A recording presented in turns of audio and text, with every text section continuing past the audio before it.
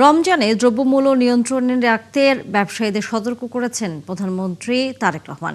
বুধবার রাতে জাতির উদ্দেশ্যে দেওয়া ভাষণে তিনি বলেন, যে কোনো সিন্ডিকেট ভেঙে দেবে সরকার, আর আইনশৃঙ্খলা নিয়ন্ত্রণ, মাদক ও দুর্নীতির বিরুদ্ধে সরকার কঠোর হবে। প্রধানমন্ত্রী জানান, দলীয় বা রাজনৈতিক প্রভাব নয়, সব প্রতিষ্ঠান চলবে বিধিবদ্ধ নিয়মে। নিবিড় সাহার প্রতিবেদন। বিসমিল্লাহির রহমানির রহিম। প্রিয় দেশবাসী, আসসালামু আলাইকুম। শপথ নেয়ার পর বুধবার রাতে জাতির উদ্দেশ্যে প্রথম ভাষণ দিলেন প্রধানমন্ত্রী তারেক রহমান। দেশে গণতন্ত্র এবং মানুষের অধিকার পুনঃপ্রতিষ্ঠার এই যাত্রা লগ্নে দেশবাসীর উদ্দেশ্যে দেয়া ভাষণে দেশকে নিয়ে তার সরকারের পরিকল্পনার কথা তুলে ধরেন তিনি। মনে করিয়ে দেন, ধর্ম, বর্ণ, দলমত নির্বিশেষে সবার সমান অধিকার থাকবে। প্রতিটি নাগরিকের জন্যই এই দেশকে আমরা একটি নিরাপদ ভূমিতে পরিণত করতে চাই।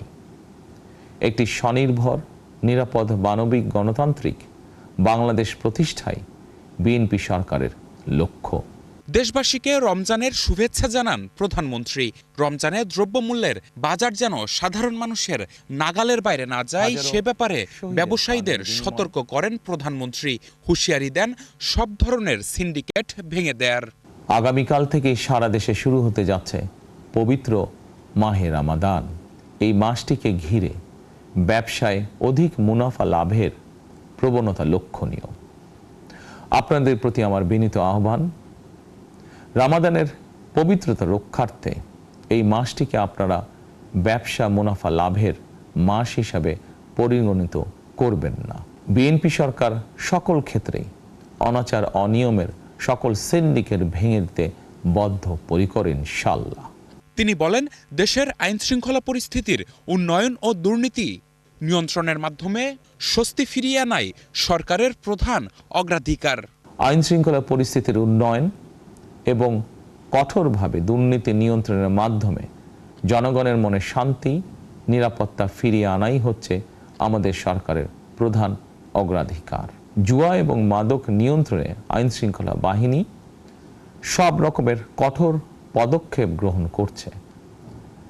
জনজীবনে শান্তি ও নিরাপত্তা নিশ্চিত করতে সরকার সর্বোচ্চ উদ্যোগ গ্রহণ করছে। জুলাই অভ্যুত্থানের পর বিভিন্ন বিধিবদ্ধ প্রতিষ্ঠানে জবরদখলের ঘটনায় অভিযোগ করেছেন অনেকে। প্রধানমন্ত্রীর ভাষণে উঠে আসে, সবকিছুই চলবে আইন অনুযায়ী। দেশের প্রতিটি সাংবিধানিক এবং সরকারি বেসরকারি প্রতিষ্ঠান চলবে বিধিবদ্ধ নীতি নিয়মে। দলীয় কিংবা রাজনৈতিক প্রভাব, প্রতিপত্তি অথবা জোর জবরদস্তি নয়। আইনের শাসনই হবে রাষ্ট্র পরিচালনার শেষ কথা। সমস্যার পাশাপাশি কথা বলেন সম্ভাবনা নিয়েও। প্রযুক্তি নির্ভর জনসম্পদ তৈরিতে সব ধরনের সহযোগিতা করতে সরকার প্রস্তুত বলেও জানান তারেক রহমান। যত রকমের সহযোগিতা দেওয়া যায় সব রকমের সহযোগিতা দিতে বর্তমান সরকার প্রস্তুত। রাজধানীমুখী চাপ কমাতে সারা দেশে রেল যোগাযোগ ব্যবস্থা ঢেলে সাজানো হবে জানিয়ে তিনি বলেন, রেল, নৌ ও সড়ক মন্ত্রণালয়ের কার্যক্রম পুনর্বিন্যাস ও সমন্বয় করা হবে।